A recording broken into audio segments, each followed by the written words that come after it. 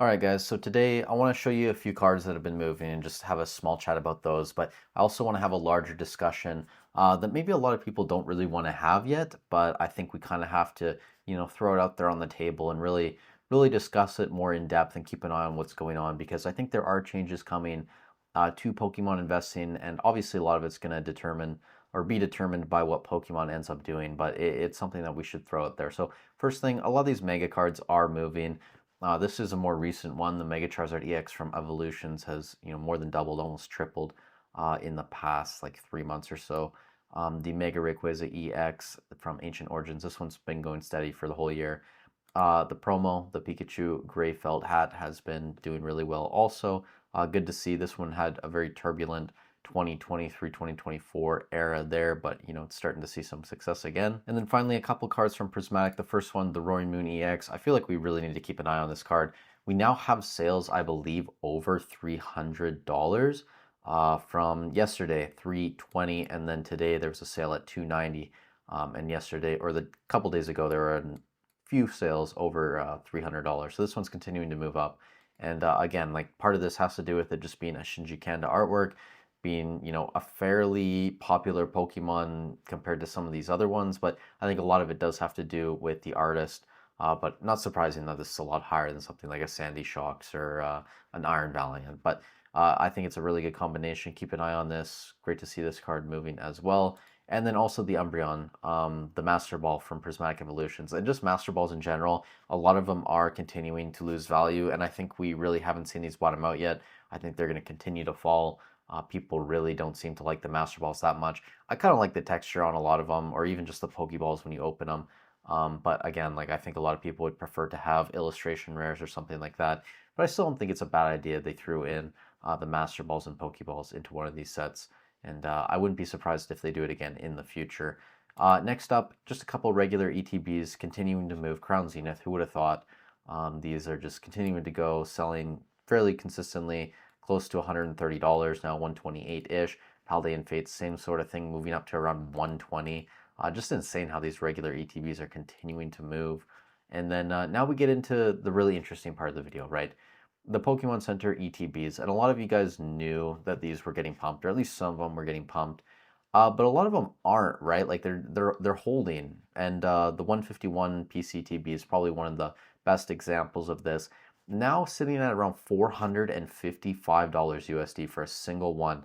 A year ago, guys, you could have bought these for $100, right? Like that is wild, just insane, and it's selling consistently every single day, basically, and it's actually getting closer to $500, and you even have a sale on TCG Player at $500. Now, if you go to eBay, the lowest listed is 625 Canadian, which when we put it in our converter here, 625 Canadians, $435 USD. Again, that is pre-tax, and that's just one box.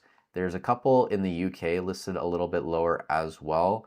But then after that, you're around 670 Canadian, which when you do the conversion on that, you're around $470. And again, that is pre-tax. And I'm sure a lot of people think this is ridiculous, but when you look at the PSA 10 stamped promos, the lowest listed for the Snorlax is around 1,000 Canadian.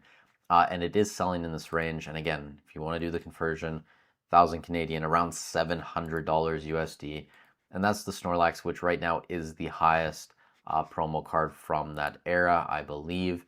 You have the Charmander from Obsidian Flames a little bit behind that, and then the Eevee, which is catching up, which we're going to talk a little bit about later. Crown Zenith PCTBs, these were $140 in December. They're now up to around $290. And again, if you go to eBay, the lowest listed is 420 Canadian. 420 Canadian for you guys that hate when I don't do conversions. Around 290 USD, and that is pre-tax. So you're spending over $300 USD if you guys want to buy one of these on the open market. Paldean Fates, a little bit different. You can see this one has a very steep climb, sitting around 260 USD on TCG Player. When you go to eBay and you search the entire world, including the UK, there are a couple boxes listed lower, around 225 Canadian.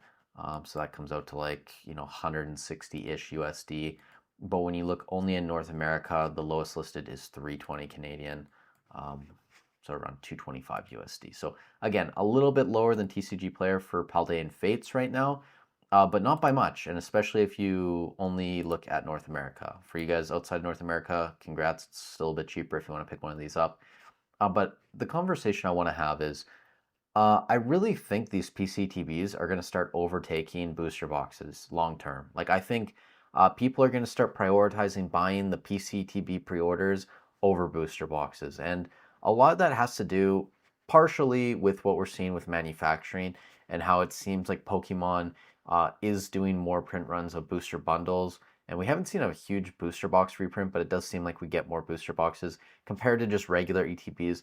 And obviously, with Pokemon Center, we really haven't seen reprints of the PCTBs, which makes sense, right? If Pokemon wants to keep these PC versions very exclusive, you wouldn't want to do multiple print runs of these. And personally, as someone who comes from the world of video game collecting, there are a lot of things that the Pokemon Center does as exclusives that retain a lot of value. And I think that's why eventually Pokemon card collectors are going to value these much higher than maybe they currently do. And I'm going to give you a few examples. So if you go to eBay right now, just type in Pokemon Center, go to highest price, and then go to sold listings, right? Sold and completed. There are obviously some fake listings out here. Like, I don't think this is legit. But, you start looking at these Pikachu poncho boxes, and they do sell. Those are probably legit sales. Some of these that I know a little bit more about, for example, these Game Boys, whether they were from the Japanese Pokemon Centers or the New York one, some of those have done very well long term. But again, some of these poncho boxes as well and other specialty boxes have held a ton of value, not just for people that look at them as investments or people that want to crack them for the cards inside, but also just sealed collectors, right? Like, these are very rare items that a lot of people want that are great display pieces. And it's not surprising that a lot of them are worth thousands of dollars now, even though that they came out at, what, 50, $60, whatever it is. And again, like, I don't think that PCTBs are ever going to get to that level. I mean, maybe like 10, 15 years, 20 years down the road, they can, especially for the best sets like 151, maybe even Crown Zenith or Prismatic, etc. But, when you compare it to stuff like the Game Boys, which again, like, this is probably not super relevant for a lot of you guys, but I really am interested in this sort of thing. For example, this console here, this Game Boy one, is probably my holy grail collectible. I would love to own this in a sealed box one day, if it's in really good condition. But these are very rare. Like, there's only one listed on eBay right now, and a sold just box only, no console, is around $2,900 Canadian, and that's opened, right? So very, very expensive. But I don't think we're ever going to get close to this level with new PCTBs. Obviously, back in like 2003, 2004, people weren't holding sealed stuff as much as they do now, and no one really saw these as collectibles. But again, like, if Pokemon continues to grow, which I think it will eventually, and Pokemon's just so big at this point, right? And with English becoming a more popular language around the world as every year goes by, as we become more interconnected in a globalized society, it just makes sense that something like the English language variants of these boxes are going to do even better long term as more people theoretically, and presumably will want them. So again, like, PCTBs over booster boxes, I just think that's likely to happen eventually, if not even shortly, right? Like, when we look over the next 2 to 3 years, maybe PCTBs continue to outperform. But I think long term as well, like, they're going to be up there, and we really need to start having that conversation on, should we start prioritizing PCTBs? And also, last year I talked about this a lot. I wasn't a huge fan of buying PCTBs after they release, like, outside of buying them at MSRP on the Pokemon Center. I wasn't a huge fan of paying like double MSRP for them, just because we really didn't have a ton of data to know how well they were going to do. In hindsight, that was obviously a really bad decision. Like, if you guys bought the 151 ones, say like in June of last year, right, and you paid $120 USD, you're absolutely laughing. These are what, MSRP 60 USD, around that, 65, 70 something. So I mean, it's still been a great buy, and we really need to pay attention to these. But just to sum up the video, again, some of these megas are going to keep moving. I think a lot of promo cards are, maybe some people start to take profits on some of these. Keep an eye on the Roaring Moon from Prismatic. I would not be surprised if this stabilizes over $300.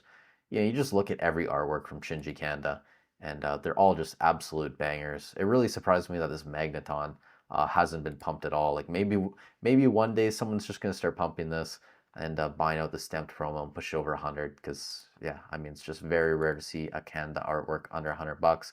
Anyways, guys, you let me know in the comments down below what you think. I do think change is eventually coming. I really hope one day too that maybe we get another type of Pokemon Center exclusive product.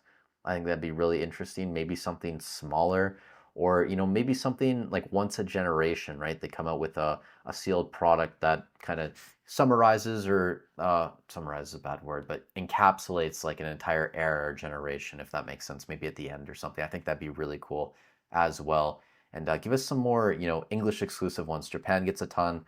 English, it'd be nice outside of our PCTBs if we got something once in a while. Anyways, that's just my opinion. Thank you guys so much for watching the video. Stay safe wherever you are in the world, and I'll catch you guys in the next one.